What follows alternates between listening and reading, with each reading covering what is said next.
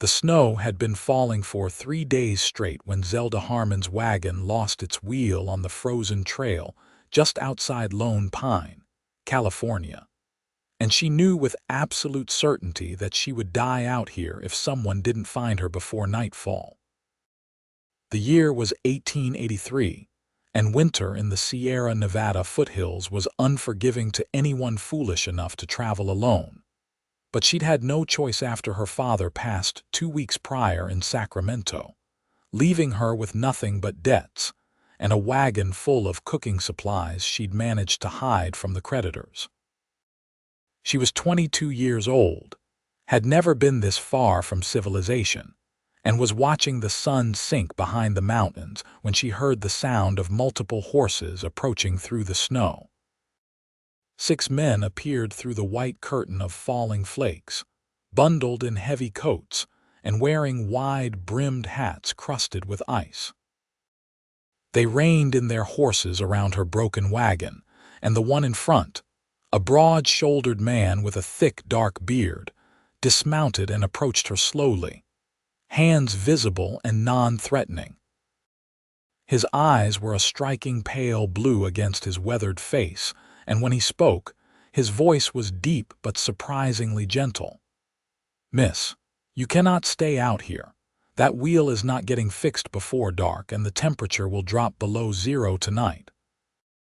He glanced at her wagon, taking in the pots, pans, sacks of flour, and other supplies. "We have a winter camp about 2 miles north. We're cowboys from the Double R Ranch, stuck here until spring thaw. We've been riding the range, checking on cattle, but most of our herd is sheltered in the valley. You're welcome to come with us." Zelda assessed him and the 5 men behind him. She'd heard stories about what happened to women who found themselves alone with groups of men in remote places, but she'd also heard stories about people freezing to death, and those stories ended with certainty. At least with these men, there was a chance they might be decent. "I can cook," she said, her voice steady despite her fear.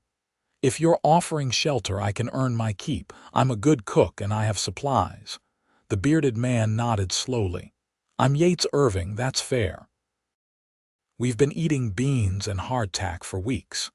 The rest of the boys are Marcus, Jim, Tom, Peter, and Daniel." He gestured to each man in turn. They all looked rough, weathered by outdoor living, but their faces showed no malice, only the weary resignation of men facing another brutal winter. They loaded what they could from her wagon onto their pack horses, securing her cooking supplies and personal belongings. Yates lifted her onto his horse as if she weighed nothing, then swung up behind her. The warmth of his body against her back was immediate and welcome, though she tried not to lean into it too obviously. They rode through the deepening snow, and true to his word, within an hour they arrived at a camp tucked into a protected hollow surrounded by tall pines. The camp consisted of 3 rough cabins built from logs, a larger central structure that served as a bunkhouse, and 2 smaller buildings for storage and supplies. Smoke rose from a stone chimney in the main cabin, and Zelda felt tears prick her eyes at the promise of warmth. Yates helped her down from the horse, his hands careful and respectful, and led her inside. The interior was sparse but functional, with bunks lining the walls, a large stone fireplace, and a rough-hewn table with benches. A pot-bellied stove sat in one corner near what passed for a kitchen area, just a counter and some shelves. It was rudimentary, but Zelda had worked with worse. The men filed in behind them, stomping snow from their boots. "You can have the back room," Yates said, nodding toward a door she hadn't noticed. "It's small, but it has a bed and a door that closes. We'll respect your privacy, miss. You have my word." Over the next few days, Zelda established herself as indispensable. She woke before dawn to start fires and prepare breakfast, turning their meager supplies into meals that actually tasted like something worth eating. She made biscuits from scratch, fried salt pork until it was crispy, prepared gravy that wasn't lumpy, and even managed to bake an apple cobbler using some dried fruit she'd brought. The men ate like they'd never tasted real food before, and the gratitude in their eyes was genuine. Yates was the foreman of this winter crew, responsible for keeping the cattle alive through the brutal season and making sure the line shacks were maintained. He was 27 years old, had been working cattle since he was 14, and carried himself with the quiet confidence of a man who knew his business. Zelda found herself watching him more than she should, noticing the way he always made sure she had enough firewood, how he spoke to her with genuine respect, never the condescension she'd experienced from so many men. The days fell into a rhythm. The men would ride out in pairs to check on the cattle scattered across the winter range, breaking ice on water sources and distributing hay in the worst areas. Zelda would spend her days cooking, mending their clothes, and trying to make the rough cabin feel more like a home. In the evenings, they'd gather around the fireplace, and sometimes someone would pull out a harmonica or tell stories. Yates had a low, pleasant singing voice that surprised her the first time she heard it. 2 weeks into her stay, a massive blizzard rolled in that lasted 5 days. The men couldn't ride out, so they were all trapped together in close quarters. Zelda worried at first about the tension that might develop, but instead, she discovered their true characters. Marcus carved small wooden animals to pass the time, his large hands surprisingly delicate. Jim read from a battered copy of Shakespeare he kept in his saddlebag. Tom and Peter played chess with pieces they'd made from pine cones and stones. Daniel, the youngest at 19, asked her to teach him to make bread, admitting shyly that he wanted to impress a girl back home someday. Yates spent much of the time maintaining equipment, oiling saddles and checking their weapons, but in the quiet moments, she'd catch him watching her with an expression she couldn't quite read. It made her heart do strange things in her chest. One evening, when the others had turned in early, exhausted from shoveling snow away from the cabin doors and the supply shed, Zelda found herself alone with Yates by the fireplace.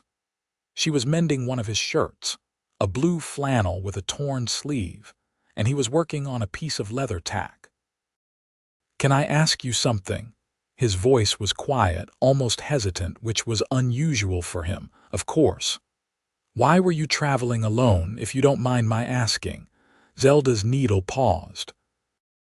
She'd been expecting this question, had practiced answers in her head, but sitting here in the firelight with this man who'd shown her nothing but kindness, she found she wanted to tell the truth. "My father died 2 weeks ago. He'd borrowed money he couldn't repay, and the creditors were circling before he was even buried. I knew they'd take everything, leave me with nothing, so I packed what I could and left. I had a cousin in Los Angeles I thought might take me in, but I don't even know if she's still there. I haven't seen her in 8 years. She kept her eyes on her sewing. I wasn't running towards something as much as running away from becoming destitute in a city where I had no one. I'm sorry about your father. Thank you.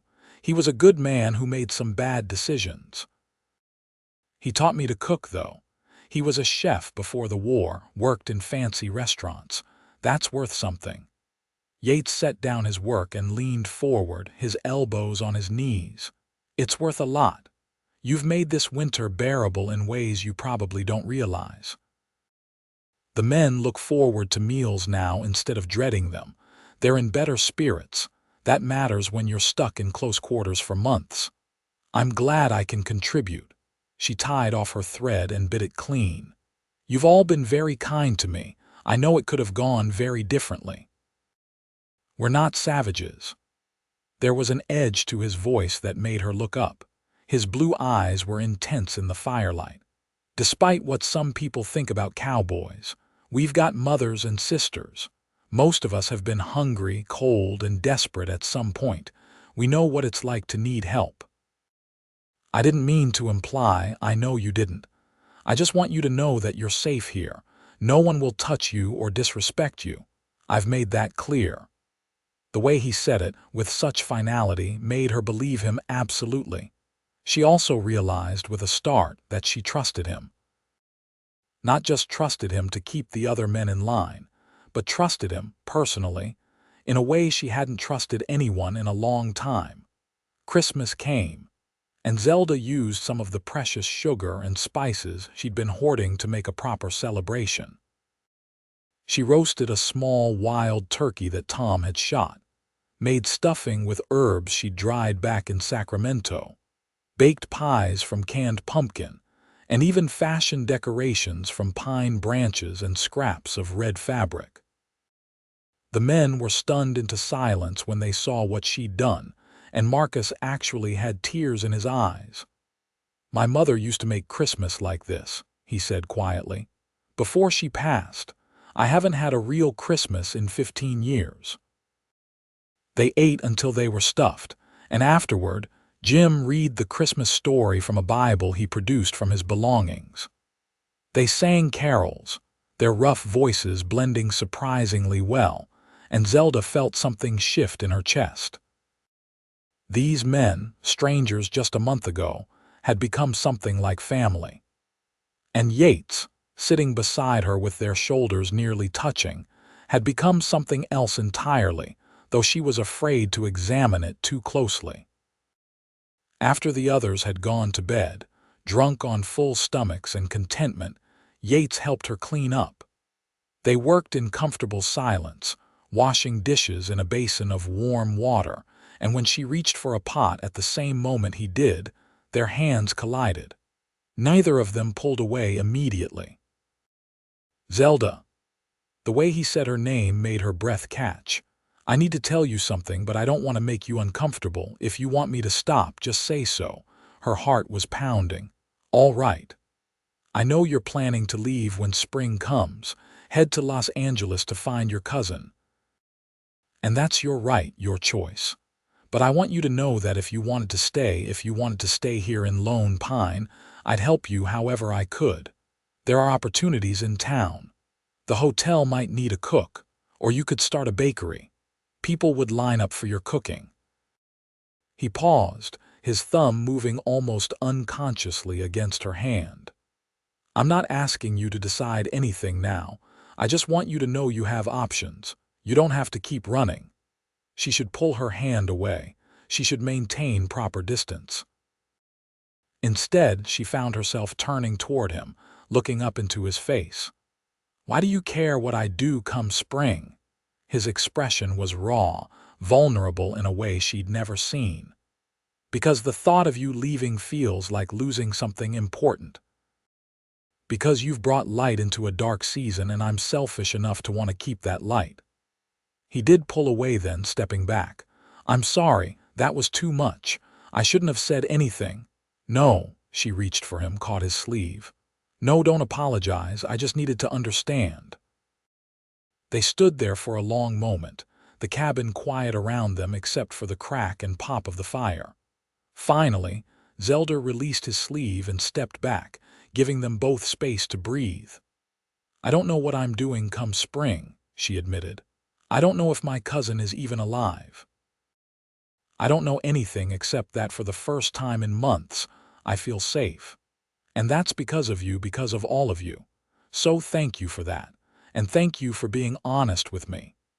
He nodded, accepting her words even though she could see the hope and fear warring in his eyes. "Get some rest. Tomorrow's going to be a long day. The storm looks like it's clearing and we need to ride out and check the cattle." The winter deepened. January came with temperatures so cold that water froze in the buckets overnight even inside the cabin. The men's faces grew chapped and raw despite the grease they rubbed on their skin. 2 of the cattle died, frozen despite the crew's best efforts, and the loss sat heavy on all of them. Yates took it hardest, blaming himself even though everyone insisted there was nothing more he could have done. Zelda found him alone in the storage shed one evening, checking their remaining supplies. His shoulders were rigid with tension, and when she touched his arm, he flinched. "It's not your fault," she said quietly. "I'm the foreman. Everything that happens out here is my responsibility. The boss is paying me to keep these cattle alive, and I failed. You lost 2 animals out of nearly 300. That's not failure, Yates. That's a miracle given how brutal this winter has been." He turned to face her, and in the dim light of the lantern, she could see the exhaustion etched into his face. "I'm tired, Zelda. I'm tired of fighting the weather and worrying about the stock and wondering if we have enough supplies to make it to spring. And now I'm also lying awake at night thinking about you leaving, and I have no right to those thoughts, but I can't seem to stop them." Her breath caught. "Yates, I know I shouldn't have said anything at Christmas. I know I'm being unfair, putting this on you when you're here because you had nowhere else to go. But God help me, I'm falling in love with you and I don't know how to stop." The world seemed to tilt. Zelda had spent so much energy trying not to examine her own feelings, trying to maintain appropriate distance, that she hadn't let herself acknowledge what was happening in her own heart. But hearing him say it, hearing the raw honesty in his voice, broke down all her carefully constructed walls. "You're not being unfair," she whispered. "You're being honest, and I need to be honest too. I don't want to leave. The thought of spring coming, of having to get on a wagon and travel to Los Angeles to live with a cousin I barely know makes me feel sick. Because I want to stay here. With you." With all of this, he stared at her for a long moment, and then he was crossing the space between them, his hands coming up to cup her face with surprising gentleness. "Can I kiss you?" "Yes." His lips were chapped and cold, but the kiss was warm and tender and full of everything they'd been holding back for weeks. Zelda's hands fisted in his coat, pulling him closer, and for just a moment, nothing existed except them. When they finally broke apart, both breathing hard, Yates rested his forehead against hers. "I don't have much to offer," he said quietly. "A foreman's wages, a small house in town that I've been saving for, but it's yours if you want it. I'm yours if you want me." "I want you," she said, and felt him shudder against her. "I want this, whatever this is." They kept their relationship quiet at first, not from shame but from a desire to protect something precious and new, but the other men weren't blind. Marcus grinned knowingly when he caught them standing close together by the fire. Jim started reading love sonnets from his Shakespeare in the evenings, his eyes twinkling with mischief. Even Daniel, young and inexperienced with matters of the heart, seemed to understand that something had shifted. February brought a brief respite from the worst of the cold. The sun shone for 3 days straight, melting some of the accumulated snow and lifting everyone's spirits. Yates took Zelda riding, just the two of them, to see the winter landscape. They rode for an hour to a ridge that overlooked the valley, and the view took her breath away. Mountains rose in every direction, their peaks white with snow, and the valley below was a patchwork of white and dark green where the hardy pines held their needles. "This is what I love about this life," Yates said, sitting easy in his saddle beside her. "Yes, it's hard. Yes, it's dangerous and cold, and half the time I can't feel my fingers. But look at this. This beauty, this freedom, you can't get this in a city. You can't get this working in a factory or a shop." "It is beautiful," Zelda agreed. "I never knew places like this existed. I grew up in Sacramento and I thought I knew California, but this is nothing like the city." "Would you miss it? The city?" She considered the question seriously, wanting to give him an honest answer. "I'd miss some things. The convenience, maybe, the culture, but I wouldn't miss the crowds or the noise or the feeling of being watched and judged constantly. Women in cities are expected to behave a certain way, dress a certain way, aspire to certain things. Out here, you just need to be competent and pull your weight. I like that better. He nodded slowly. When we get back to Lone Pine in the spring, I want to do this right. Court you properly with respect, take you to dinners, introduce you to people as someone important to me, if that's what you want. What I want is to be with you, she said simply. The details we can figure out together, but winter wasn't done with them yet. In late February, another massive storm rolled in, worse than anything they'd experienced so far. The temperature plummeted to 20 below zero. The wind howled like a living thing, driving snow sideways and creating drifts as tall as a man. The cabin shook with the force of the gale, and everyone huddled close to the fire, wrapped in every blanket they owned. On the second day of the storm, Peter came down with a fever. It started as a cough and progressed rapidly into something more serious. By evening, he was burning up, delirious and struggling to breathe. Zelda did what she could, bathing his face with cool water, making him tea with willow bark for the fever, but she wasn't a doctor, and she could see the worry in everyone's eyes. "We need to get him to town," Tom said, his face pale. "He needs a real doctor." "We can't ride in this," Yates said grimly. "We'd all die before we made it a mile. The storm has to break first." It was the longest night of Zelda's life. They took turns sitting with Peter, trying to keep him comfortable. Around midnight, his fever spiked dangerously high, and Marcus had to physically restrain him when he started thrashing. Zelda knelt beside the bunk, pressing cloth soaked in snow to his forehead and neck, praying harder than she'd ever prayed in her life. Yates stood behind her, his hand on her shoulder, solid and steady. "You're doing everything you can," he murmured. "It's not enough. He needs medicine, real medicine. The storm will break. It has to." Just before dawn, Peter's fever finally broke. He fell into a deep, natural sleep, and the terrible heat faded from his skin. Zelda nearly sobbed with relief, and when Yates pulled her into his arms, she didn't care who saw. She was too tired, too wrung out emotionally, to maintain pretenses. The storm passed the next day, and Peter slowly recovered over the following week. He was weak and needed rest, but the crisis had passed. The incident bonded them all even closer, made them truly feel like a family who'd survived something terrible together. March arrived with the first real signs of spring. The snow began to melt in earnest, creating streams and rivers of icy water. The days grew longer and slightly warmer. Birds began to return, their songs filling the air. The cattle, those that had survived, emerged from their winter shelters looking thin but alive, and everyone began to talk about the return to Lone Pine. "We'll head back in 2 weeks," Yates announced one morning. "The main roads should be passable by then, and the boss will want a full accounting. We all did good this winter. Better than good. We kept the stock alive through one of the worst winters I've seen, and that's worth bonus pay." The men cheered, excited at the prospect of hot baths, saloons, and the company of other people. But Zelda felt a strange, melancholy settle over her. She'd grown to love this rough cabin, this simple life.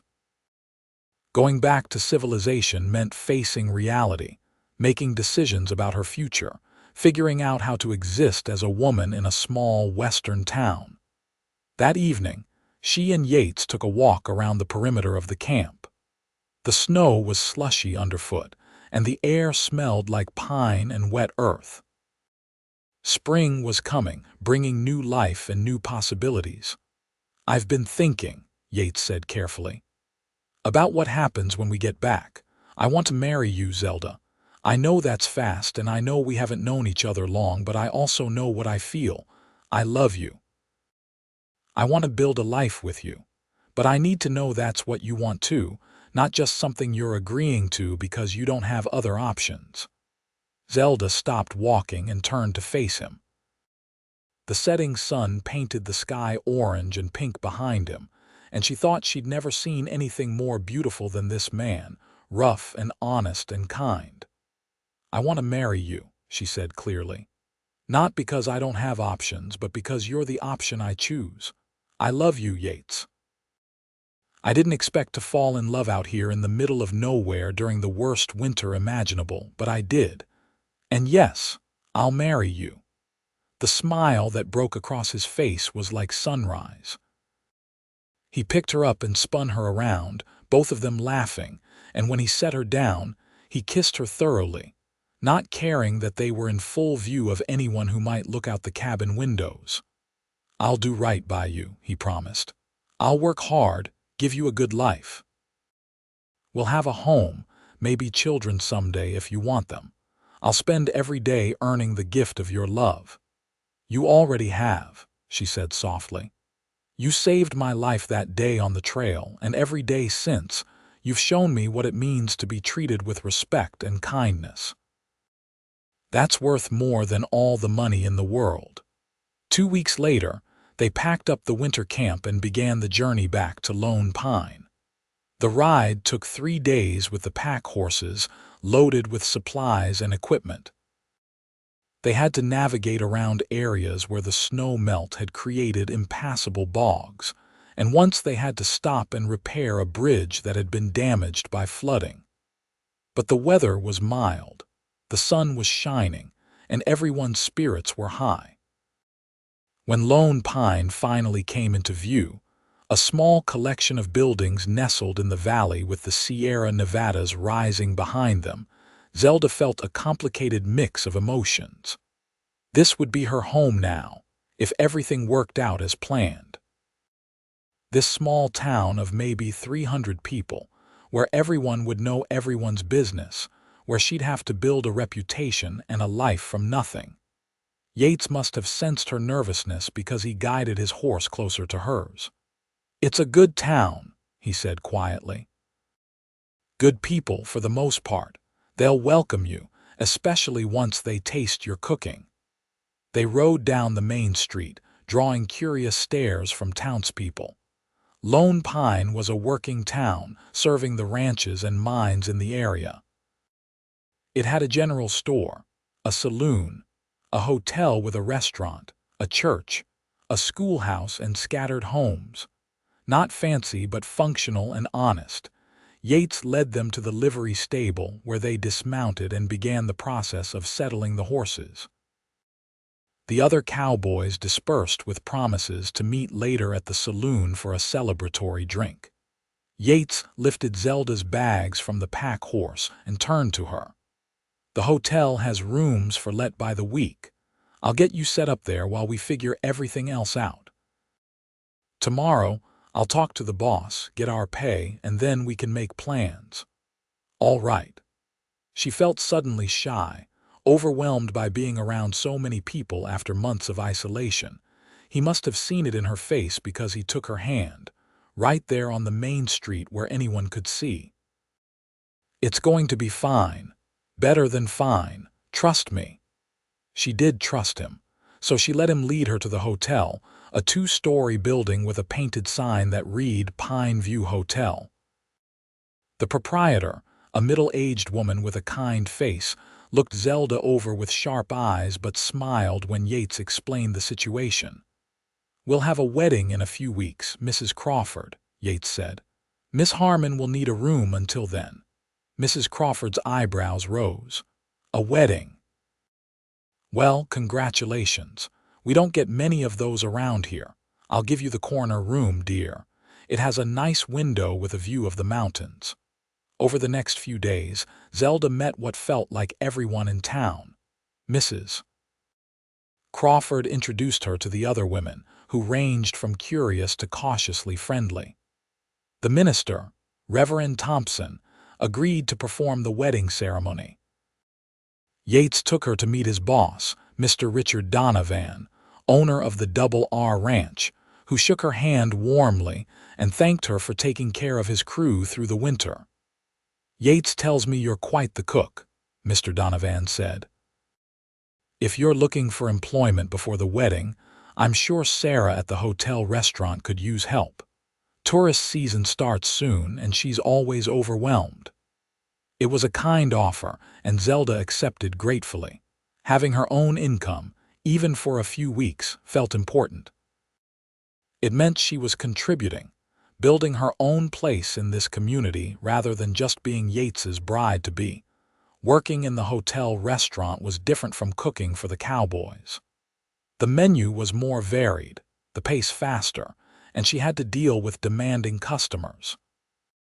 But Sarah, the head cook and owner, was a brilliant teacher who appreciated Zelda's skills.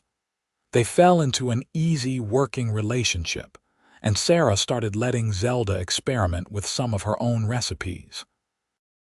One afternoon, while Zelda was preparing a special order of fried chicken, Sarah leaned against the counter and studied her thoughtfully. "You're good at this, really good. Have you ever thought about opening your own place?"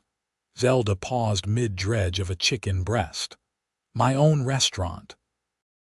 Or a bakery. People around here would pay good money for decent baked goods. The general store sells some, but they're nothing special. You could make real money, especially with the mining operations bringing in more workers every year." The idea took root in Zelda's mind.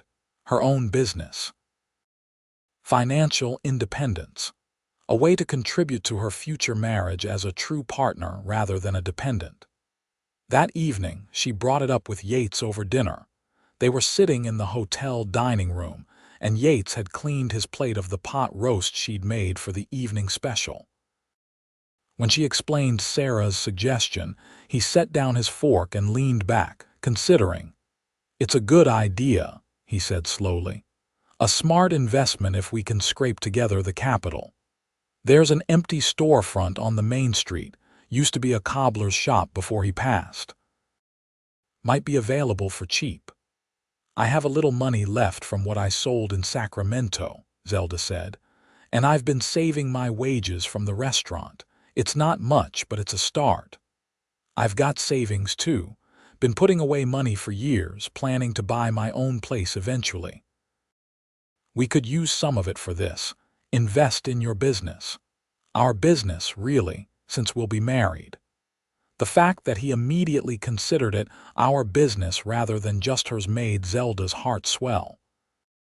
So many men would have refused to let their wives work, would have seen it as a reflection on their ability to provide.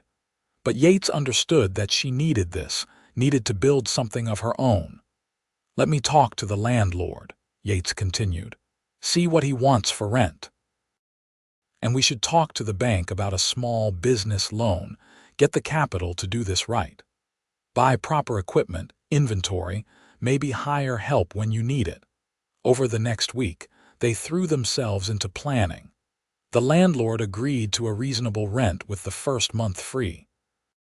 The bank, impressed by Yates's steady employment record and Zelda's demonstrated skills, approved a modest loan. They spent an entire day in the general store, ordering equipment and supplies that would need to be shipped from San Francisco. The wedding was set for mid-April, a simple ceremony at the church followed by a reception at the hotel. Zelda sewed her own dress, a simple but elegant creation in cream-colored cotton with lace at the collar. Mrs. Crawford helped with the veil, a delicate piece of lace that had been her own grandmother's. The other Cowboys from their winter camp all agreed to attend, making the journey back to Lone Pine for the occasion.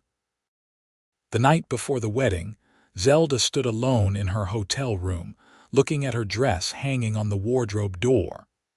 In 6 months, her entire life had transformed. She'd gone from a destitute orphan fleeing Sacramento to a woman about to marry a good man and start her own business in a town that was beginning to feel like home. There was a soft knock on her door. When she opened it, she found Yates standing in the hallway, looking uncomfortable. "I know I'm not supposed to see you before the wedding, but I needed to talk to you.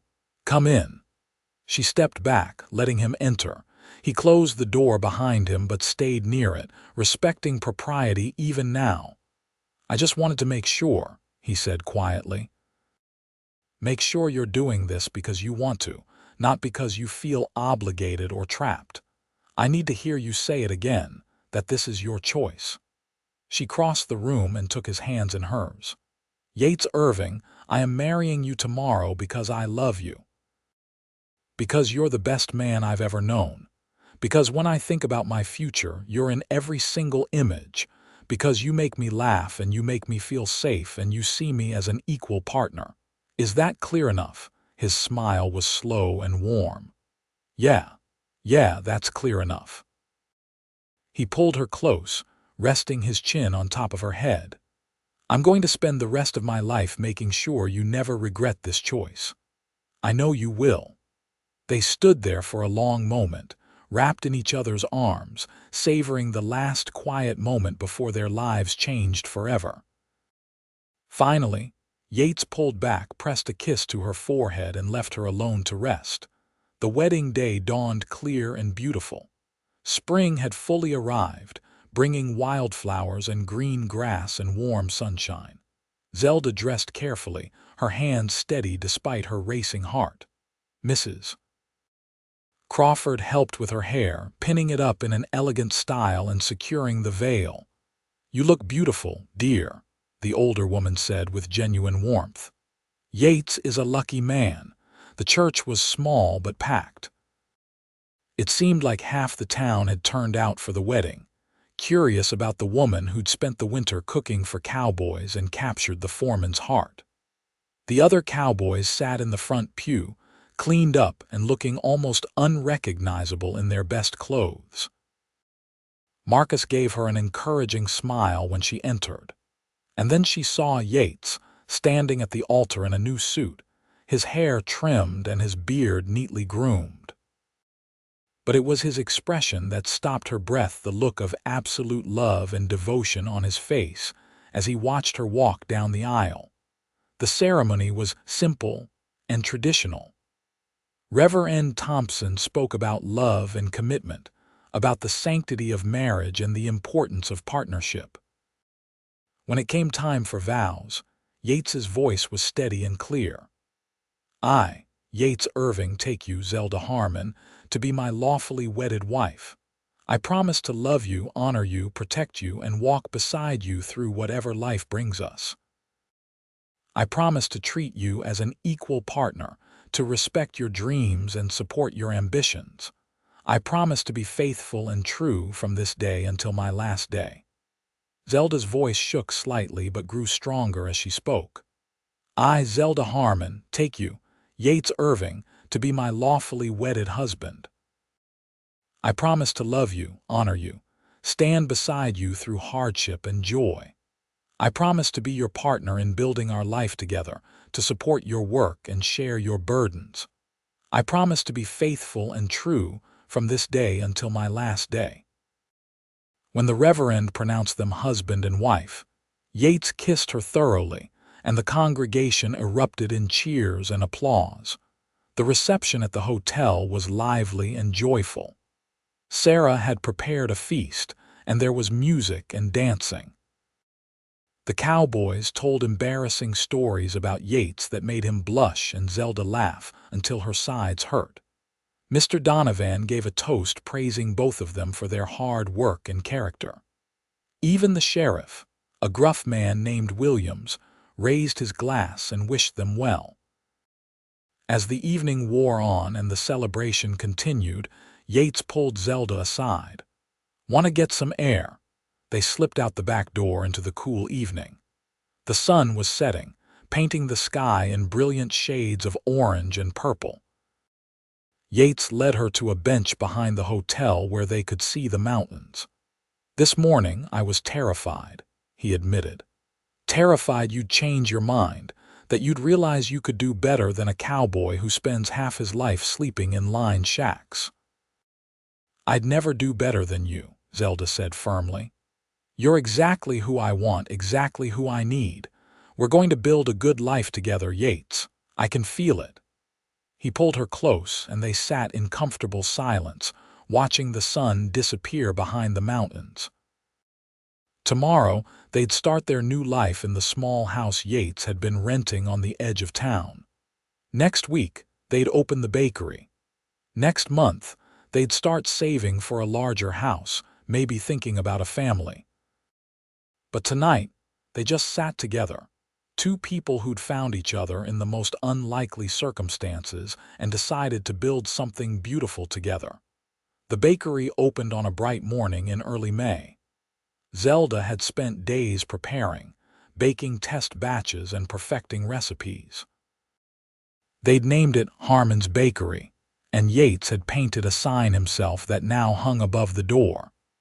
The first day was slow, just a few curious customers, but word spread quickly about the quality of her goods. By the end of the first week, she had a steady stream of customers. By the end of the month, she was struggling to keep up with demand. Yates helped when he wasn't working the ranch, waking early to fire the ovens and staying late to help clean. They hired a local girl, Emma, to help with serving customers and washing dishes. The summer was busy and profitable. Zelda's reputation grew beyond Lone Pine as miners and travelers, passing through spread word about the incredible bakery in the small mountain town. She added new items to the menu: cakes for special occasions, meat pies that became legendary, pastries that people claimed were better than anything in San Francisco. Yates continued his work as foreman, riding out with his crew to manage the summer grazing rotation. But he always came home to Zelda, to the small house they were slowly making their own. They'd painted the walls, built new furniture, planted a garden that was thriving in the warm weather. It was becoming a real home, filled with laughter and love, and the occasional argument about whose turn it was to do the dishes. In August, Zelda realized she was pregnant. She'd suspected for a few weeks, but waited to be certain before telling Yates. That evening, after they'd closed the bakery and cleaned up, she sat him down at their kitchen table and took his hands. "I have something to tell you, and I need you to listen all the way through before you react." His expression became concerned. "Are you all right? Is something wrong?" "Nothing's wrong. Everything's right, actually. Yates, I'm pregnant. We're going to have a baby." She watched a dozen emotions cross his face in rapid succession: shock, disbelief, joy, fear, and finally a happiness so profound it made her eyes water. He stood abruptly, pulling her up with him, and wrapped her in the tightest, most careful hug she'd ever experienced. "A baby," he whispered against her hair. "We're having a baby. Oh God, Zelda, are you happy? Is this what you want?" "Yes," she said, laughing and crying at the same time. "Yes, I'm happy. I'm terrified, but I'm happy. We're going to be parents." They stood there in their kitchen, holding each other and marveling at the miracle of the life growing inside her. After a while, Yates pulled back, his hands cupping her face with infinite tenderness. "I'd give everything to keep you here," he said quietly.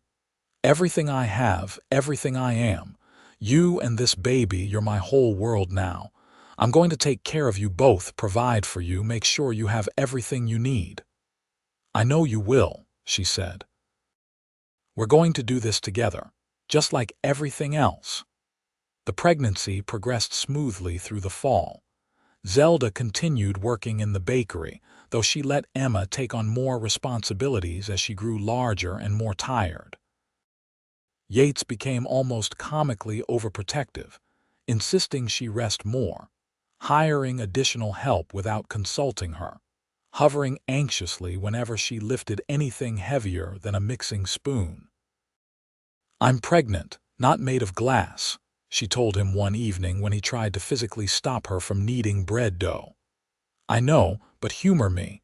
I've never done this before, and I'm terrified of something happening to you or the baby." His honesty disarmed her anger. She set down the dough and wiped her floury hands on her apron. "I'm scared too, but we can't let fear control us. We have to trust that everything will be all right." "How do you do that? How do you just trust?" "Because the alternative is living in constant panic, and that's no way to live." We've survived winter storms and fever and building a business from nothing. We can survive this too. Winter came again, but this year they faced it from the comfort of their home in town. Yates still rode out occasionally to check on the winter crew at the line camps, but he was home most nights, stoking the fire and rubbing Zelda's aching back and talking to her growing belly about all the things he wanted to teach their child. In February, during a quiet snowstorm, Zelda went into labor. Mrs. Crawford and the town's midwife, Mrs. Chen, attended her while Yates paced anxiously downstairs, occasionally joined by Marcus and Jim, who'd ridden into town to offer support. The labor was long and difficult, lasting nearly 20 hours, but finally, just as dawn broke, a baby's cry filled the house. Mrs. Crawford came down the stairs, exhausted but smiling. "You have a son, a healthy, strong son, and your wife is doing well, though she's tired." Yates took the stairs 3 at a time. He burst into the bedroom to find Zelda propped against pillows, looking exhausted and radiant, holding a tiny bundle wrapped in a blue blanket. She looked up at him with tears streaming down her face. "Come meet your son." He approached slowly, almost reverently, and looked down at the tiny face peeking out of the blanket. The baby had a shock of dark hair and his eyes were scrunched shut, his mouth working as he rooted for food. Yates reached out a finger and the baby's tiny hand grasped it with surprising strength. "He's perfect," Yates whispered. "He's absolutely perfect. What should we name him?" They discussed names for months but never quite settled on one. Now, looking at her husband and son together, Zelda knew exactly what felt right. "William," she said. "After your father, William Irving." Yates looked at her with such love it took her breath away. His father had died when he was young, and she knew how much the gesture meant. "William Irving," he repeated. "It's perfect, thank you." He carefully sat on the edge of the bed, and Zelda shifted William into his arms. Yates held his son with the same competence he brought to everything, supporting the baby's head carefully, gazing down at him with wonder.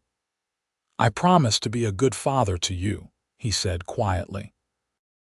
"I promise to teach you right from wrong, to show you how to be a good man, to love your mother and treat women with respect. I promise to work hard to give you opportunities I never had. And I promise to always be there for you, no matter what." Zelda leaned her head on his shoulder, and they sat there as a family for the first time, watching the sunrise paint their room in golden light.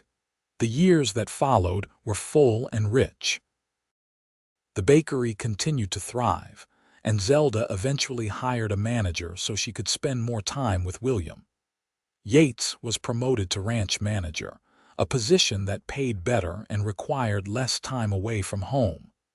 They bought a larger house on the main street with a yard where William could play. When William was 2, Zelda became pregnant again. This time it was easier, both the pregnancy and the birth. In November of 1887, they welcomed a daughter they named Rose. She had Zelda's red-brown hair and Yates's blue eyes, and William was absolutely smitten with his baby sister from the first moment he saw her. The Cowboys who'd been with them that first winter remained close friends. Marcus eventually married a widow who ran the general store, and their wedding reception was at Zelda's bakery. Jim saved enough money to buy a small ranch of his own. Tom and Peter partnered up to start a horse breeding operation. Daniel went back east to marry his sweetheart and brought her back to Lone Pine, where he worked as Yates's assistant manager. Only one moved away, deciding ranch life wasn't for him after all and heading to San Francisco to work in the shipyards. Every winter, usually around Christmas, the remaining Cowboys would gather at Yates and Zelda's house for dinner. They'd tell the story of that first winter, embellishing it more each year, and William and Rose would listen with wide eyes to tales of their mothers cooking, saving everyone from despair, and their father riding through blizzards to check on cattle. Is it true Mama's wagon wheel broke and Papa saved her? William asked one year when he was about 6. True as rain, Marcus said, ruffling the boy's hair. Your mama was stranded in a snowstorm, and your papa rode up like a hero and brought her to our camp. We all knew right away she was special. And you knew Papa loved her? Rose asked. She was 4 and obsessed with love stories. We knew before he did, Jim said with a laugh. The way he looked at her, even from the start, like she was the answer to a question he'd been asking his whole life. Zelda met Yates's eyes across the table, and he smiled at her with the same love and devotion he'd shown on their wedding day. After all these years, after building a life and a family together, that look still made her heart skip a beat. One evening when the children were asleep and they were sitting together on their front porch watching the stars, Yates pulled her close. "You ever think about that winter?" he asked. "About how different things could have been if your wagon wheel hadn't broken where it did, if we hadn't been riding patrol that day?" "Sometimes," Zelda admitted. "I think about how terrified I was, how certain I was going to die, and then you appeared and everything changed. I think about it too. I think about how close I came to never meeting you, never having this life. It makes me grateful for every single day." "Me too." She turned in his arms to face him. "You know what I remember most from that winter? It wasn't the cold or the fear or the hardship. It was the feeling of being seen and valued for who I was. You never treated me like I was less than because I was a woman or because I needed help. You treated me like an equal, like someone worth knowing. That's what made me fall in love with you. You made it easy," he said quietly. "You were brave and capable and kind, even when you were scared. You took care of all of us, made us feel human again when we'd been living like animals for weeks. How could I not fall in love with you?" They sat in comfortable silence, wrapped in blankets against the cool evening air. Inside, their children slept safely. The bakery would open tomorrow, full of customers who'd become friends. The ranch would continue to thrive under Yates's management. Their life was simple but full of meaning and connection. "You ever regret it?" Yates asked suddenly. "Giving up the possibility of going to Los Angeles, maybe living a more exciting life?" Zelda laughed softly. "Exciting." "Yates, I've built a successful business, raised 2 children, survived winters that would have killed city folk, and learned to ride and shoot and do a dozen things I never imagined. My life is plenty exciting. But more than that, it's full of love and purpose and community. I wouldn't trade this for anything." "Good," he said, pressing a kiss to her temple. "Because I meant what I said all those years ago. I'd give everything to keep you here. You're the best thing that ever happened to me. You're the best thing that ever happened to me too." As the years continued to pass, William grew into a serious, thoughtful boy who loved learning and books. Yates taught him to ride and work cattle, but it became clear that his son's interests lay elsewhere. Instead of being disappointed, Yates encouraged him, arranging for William to apprentice with the town's lawyer when he was old enough. Rose, on the other hand, was wild and adventurous, always climbing trees and racing horses and declaring that she was going to be a rancher when she grew up. Zelda saw so much of herself in her daughter, that same determination to carve out her own path, regardless of what society expected. In 1892, when William was 7 and Rose was 5, Zelda discovered she was pregnant again. This pregnancy was harder than the others, leaving her exhausted and ill for months. Yates hired extra help for both the bakery and the house, refusing to let her work herself to exhaustion. "We're supposed to be partners," he said when she protested. "That means when one of us needs extra support, the other provides it. You've supported me through injuries and difficult seasons at the ranch. Let me support you now." The baby, another boy they named James, arrived in early spring. He was small but healthy, with a loud voice that he used frequently to make his needs known. William took his role as big brother seriously, helping to watch over James with earnest dedication. Rose was less interested in the baby, more concerned with whether he'd eventually be able to play with her. As James grew, it became clear he'd inherited his father's love for the outdoors and his mother's creative spirit. He was always building things, creating elaborate structures from scraps of wood and explaining in great detail how they worked. Yates would spend hours with him, teaching him about construction and mechanics, while Zelda encouraged his artistic side. The bakery continued to expand. They opened a second location in a nearby town, managed by Emma, who'd grown into a capable businesswoman. Zelda's recipes became famous throughout the region, and people would travel for hours to buy her bread and pastries. She wrote them all down in a leather-bound book, intending to pass them to her children someday. Yates thrived as ranch manager. Under his leadership, the Double R became one of the most successful operations in the area. Mr. Donovan, getting older and having no children of his own, began talking about selling the ranch to Yates, setting up a payment plan that would allow him to buy it over time. "It's a huge responsibility," Yates said to Zelda one night as they discussed the possibility. "Owning the ranch, not just managing it, it would mean even more work, more risk." "It would also mean security for our children," Zelda pointed out, "a legacy we could pass down. And you've been running that ranch successfully for years. You know you can do this." "We could do this," he corrected. "Everything I do, we do together. If we buy the ranch, it would be our ranch, our investment, our legacy." They bought the Double R Ranch in 1895, with Mr. Donovan staying on as an advisor and friend. It was one of the proudest days of Yates's life, and Zelda insisted on being named as a co-owner on all the paperwork. They were true partners in every sense of the word. The children grew and thrived. William went off to college in San Francisco to study law, the first in either of their families to receive higher education. He wrote long letters home describing his classes and the city, and while Zelda missed him terribly, she was proud of the man he was becoming. Rose, at 16, was managing the ranch's horse breeding program with the same fierce competence Zelda had brought to cooking all those years ago. She'd proven herself capable of any task required, earning the respect of the ranch hands through sheer determination and skill.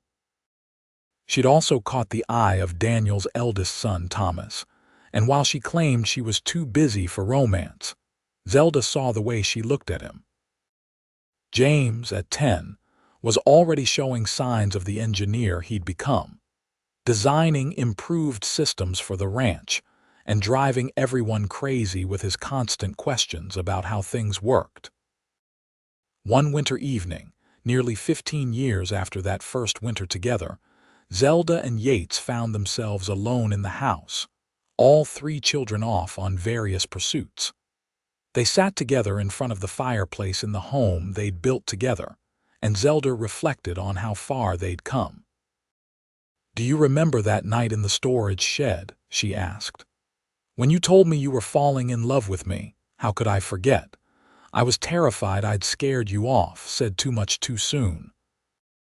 I remember thinking that I'd been so focused on surviving, on just getting through each day, that I hadn't let myself feel anything.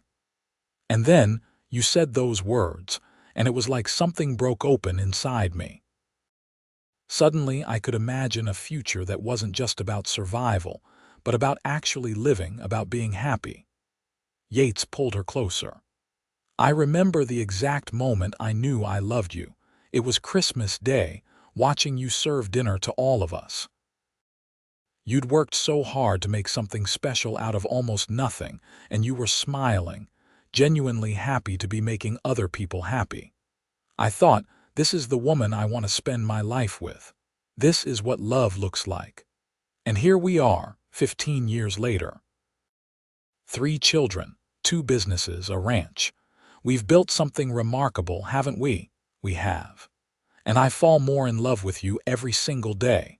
You're more beautiful to me now than you were that first winter, and you were breathtaking then. But now I know you, all of you, and that makes you even more precious. Zelda felt tears prick her eyes. I love you too, more than I can ever adequately express. You've given me everything I never knew I wanted: a home, a family, a purpose, a partnership. You've made me feel valued and loved every single day of our marriage. They sat together in comfortable silence, watching the fire burn low. Outside, snow was falling again, just as it had been falling that day Yates found her on the trail. But this time, Zelda wasn't afraid. This time, she was warm and safe and surrounded by love. The years continued to pass with their joys and sorrows. Mr. Donovan passed away peacefully in his sleep, leaving them a letter expressing his gratitude for their friendship and his pride in what they'd built.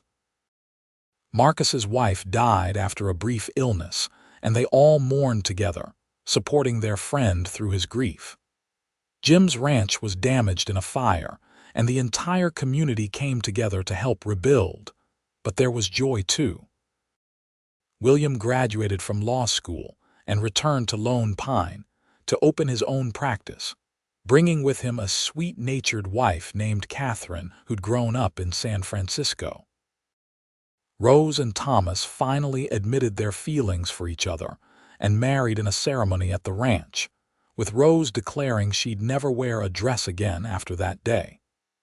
James received a scholarship to study engineering, making him the second of their children to attend college. Grandchildren came. William and Catherine had twin girls who were quiet and studious like their father. Rose and Thomas had a son and a daughter who were both wild as March hares and utterly fearless. James, to everyone's surprise, fell in love with a fellow engineering student and brought her home to meet the family. A brilliant woman who designed bridges and didn't care one bit that society frowned on women in her field. Through it all, Zelda and Yates remained the solid center of their growing family. They were the ones everyone turned to for advice, for support, for the love and stability that came from a marriage built on genuine partnership and respect. On their 25th wedding anniversary, the family threw them a huge celebration at the ranch. The entire town showed up, along with friends and business associates from across the region. There was music and dancing and enough food to feed an army, much of it prepared by Zelda's bakeries.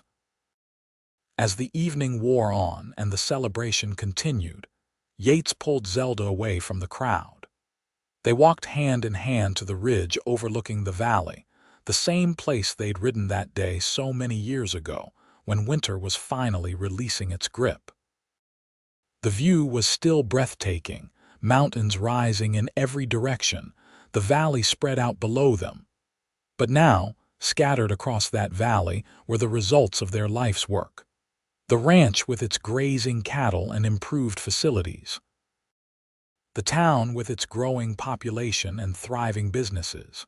Their children and grandchildren, all pursuing their dreams with the confidence that came from being loved unconditionally. Look at what we built, Yates said quietly.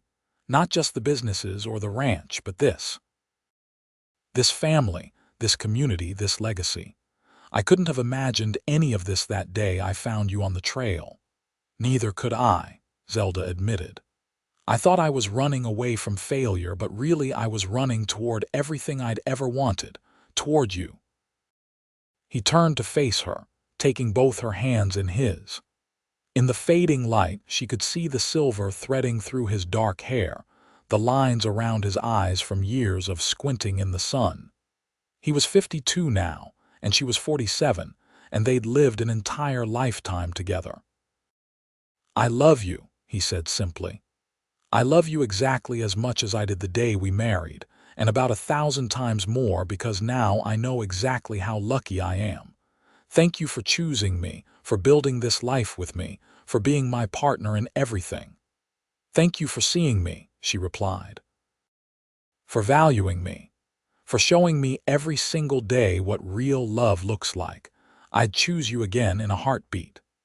They kissed as the sun set behind the mountains, two people who'd found each other in the most unlikely circumstances and built something beautiful and lasting.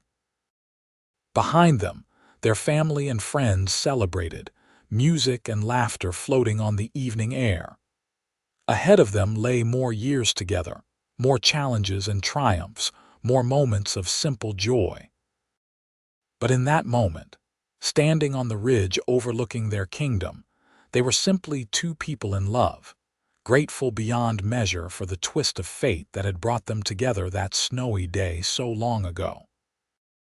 Zelda's broken wagon wheel had seemed like a disaster at the time, but it had actually been the beginning of everything good in both their lives.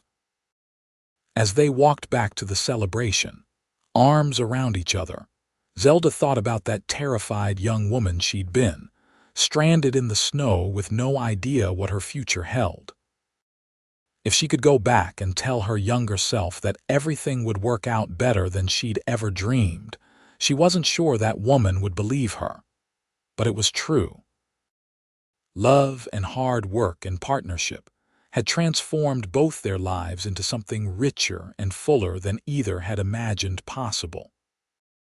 The celebration continued late into the night, and when it finally ended and the last guests had departed, Zelda and Yates stood on their front porch, looking out at the ranch spread before them in the moonlight. "Another 25 years?" Yates asked, pulling her close. "At least," Zelda replied, leaning into his warmth. "Probably 50 if we're lucky. I'm not done with you yet, Yates Irving," he laughed, the sound rich and full of joy. "Good, because I'm never going to be done with you, Zelda Irving. You're stuck with me forever." "Best thing that ever happened to me," she said, echoing words they'd spoken to each other 100 times over the years. "Best thing that ever happened to me, too." They went inside together, closing the door on the cold night and stepping into the warmth of their home. Tomorrow would bring new challenges, new adventures, new moments to treasure. But tonight they were simply together, two souls who'd found each other and built a life based on love, respect, and genuine partnership. And that, Zelda thought as she climbed the stairs hand in hand with her husband, was the greatest success of all.